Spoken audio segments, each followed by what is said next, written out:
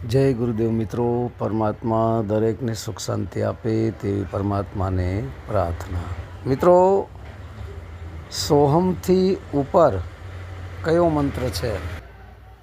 तो मित्रों, ध्यान थी बेसो, श्वासोश्वासनी क्रिया में ध्यान धरो, शांत चित्ते अभ्यास करो।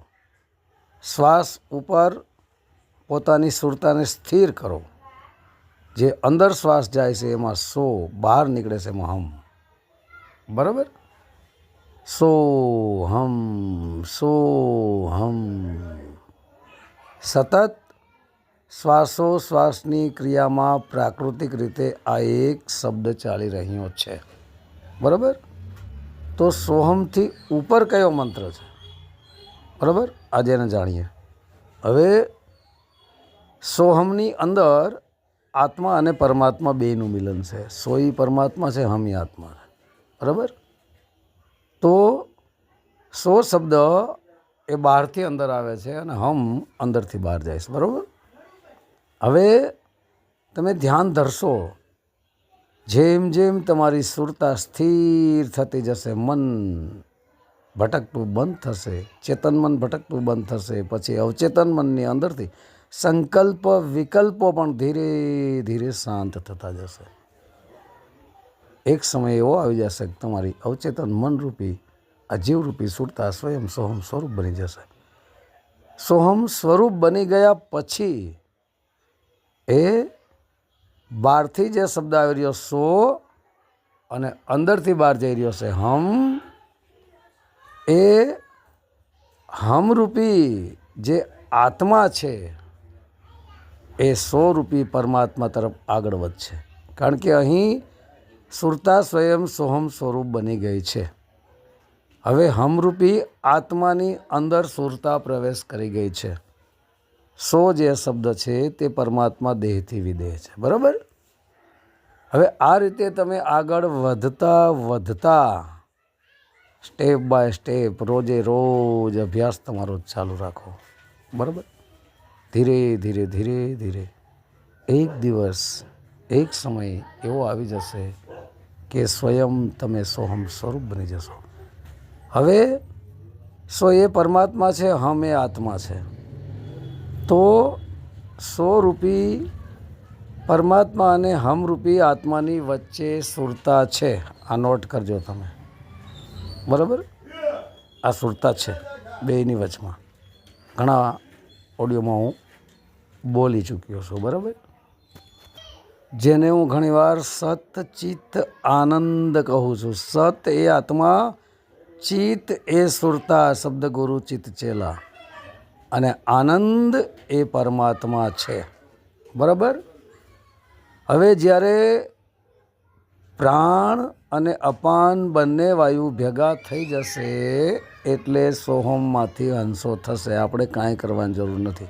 मात्र श्वास आवन जावन करजो, एना उपर ध्यान धरवानुं है। बराबर? सुरता द्वारा पछी हंसो थई गयो ह एज समझो आत्मा छे, न एज तमारुं निज स्वरूप छे। सो एज परमात्मा छे। हंसो हंसो पेला सोहम। बराबर? हवे उल्टा हालो एटले म हसो। म एज अवचेतन मन कहो, सुरता कहो, जीव कहो, ए ह रूपी हरिनी अंदर, ए ह रूपी हरिनी अंदर, आत्मानी अंदर, ईश्वरनी अंदर समाई गयो अवचेतन मन। एटले ए स्वयं हम रूपी आत्मा बनी गयो। बराबर? ईश्वर बनी गयो। पछी ईश्वर थी ऊपर प्रयाण करशे। सो ए परमेश्वर है। बराबर? ए परमेश्वर है। अहीं मन रूपी अवचेतन मन रूपी सुरता क्या समाणी? ह रूपी हरि आत्मानी अंदर, ईश्वरनी अंदर। पछी ए सुरता ऊपर उठी एटले ई सो रूपी परमात्मा ने पकड़े छे। कोण? आत्मानी सुरता, अवचेतन मन रूपी सुरता એ પરમાત્માને પકડે છે. હું ઘણીવાર કહું છું કે અવચેતન મનમાંથી સંકલ્પ વિકલ્પ પ્રગટ થાય છે, બરાબર. એમાંથી ચિત્ત બને છે, એમાંથી બુદ્ધિ બને છે, એમાંથી અહંકાર બને. પછી અવચેતન મનની અંદર આ મનચિત બુદ્ધિ અહંકાર એક થઈ ગયું એટલે શૂન્ય અવસ્થાને પ્રાપ્ત કરીને શૂન્ય અવસ્થા એ ત્યાંથી સુરતા સ્ટાર્ટ થાય છે, બરાબર. પછી આવી જ રીતના આગળ વધતા વધતા આ આત્માની સુરતા 100 શબ્દને પકડશે અને દેહથી વિદેહ એક રસ સાધુન 100 આવી રહી છે, બરાબર. એની અંદર આત્માની સુરતા લાગી એટલે આ દેહથી વિદેહ દશા છે, બરાબર. જેમ જેમ તમે આગળ વધશો તેમ તેમ પછી 100 ની પાછળ શું લાગ્યું? આ 100 છે એ સોહમ છે, ઓ છે એ જ ઓહમ છે. ઓહમ આગળ વધશો એટલે 100 ઈ સોહમ, સોહમ એ જ આત્મા, ઓ ઈજ ઓહમ રૂપી પરમાત્મા, એ જ કરતા પુરુષ છે. પંજાબના મહાન સંત ગુરુ નાનક દેવજી મહારાજ કહે છે, એકો ઓમકાર કરતા પુરુષ સત્યનામ. આ ઓમકાર જ સત્યનામ છે, અનાદિ ઓમકાર એ જ સત્યનામ છે. અહીં સોહમ, બરાબર, સમાણો ઓહમમાં, બરાબર. 100 પછી ઓ પછી અની પાછળ કોઈ લાગશે નહીં.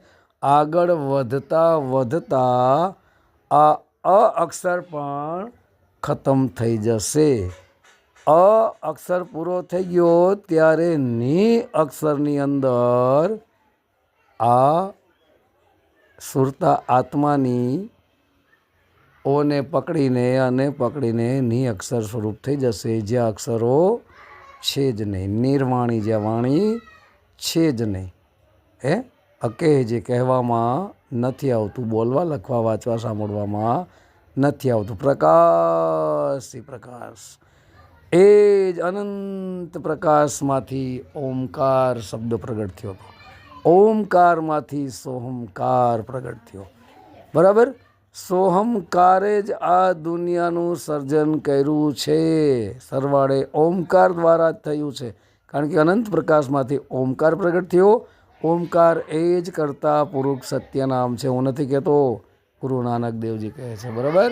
તો ઓહમની ઉપર, સોહમની ઉપર કયું નામ છે? સોહમની ઉપર ઓહમ નામ છે. એ ઓહમની અંદર જ ઓહમ સોહમ બે આવી જાય છે. તમે સોહમ લખો, સને હ હટાવી દો એટલે ઓમ વૈધું, બરાબર. તો ઓમકાર એક જ પરમ પિતા પરમાત્મા છે. ભગવાન કૃષ્ણ પણ ગીતામાં કહે છે, અર્જુન મુજ મંત્રમ એક ઓમકારમ, છંદોમાં ગાયત્રી હું એ સોમ છે, બરાબર. આત્મા પરમાત્માનું પણ એમાં ઉલ્લેખ કરવામાં આવ્યો છે. ક્ષર પુરુષ, અક્ષર પુરુષ, નિઅક્ષર પુરુષ, મતલબ પરમ અક્ષર પુરુષ, અક્ષરોથી ઉપર એ જ પરમાત્મા છે, જે અક્ષરો છે જ નહીં, બરાબર. ટોટલ વાણીઓ તમને હિન્દુ સંસ્કૃતિ સનાતન ધર્મમાંથી મળી આવશે. આ ફાઇનલ કરી લેજો. ઓમકાર એક જ પરમપિતાનું નામ છે અને અનંત પ્રકાશ એ પરમપિતા છે. અને અનંત પ્રકાશ પરમપિતાનું પર્યાયવાચી નામ ઓમકાર છે. અને અનંત પ્રકાશમાંથી આત્મા પ્રગટ થયો એ પણ પ્રકાશ સ્વરૂપ છે. અને આત્માનું પર્યાયવાચી નામ સોહમ છે, બરાબર. તો જય ગુરુદેવ. સત્ય સનાતન ધર્મની જય.